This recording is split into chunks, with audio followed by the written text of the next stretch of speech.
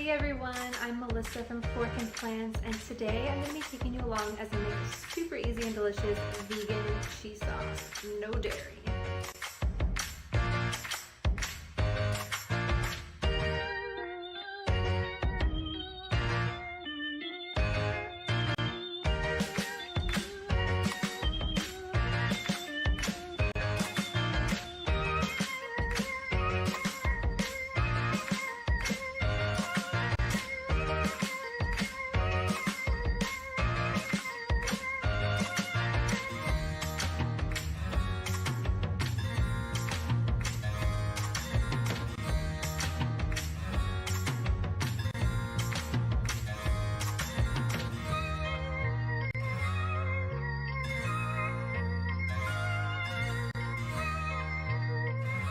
Thanks so much for following along, you guys. I really hope that you enjoyed that versatile recipe that can be used in so many things. The cheeseburger macaroni that I made, as a picture on here, you can just dip it in chips, use it as a nacho cheese, add some salsa, make a queso.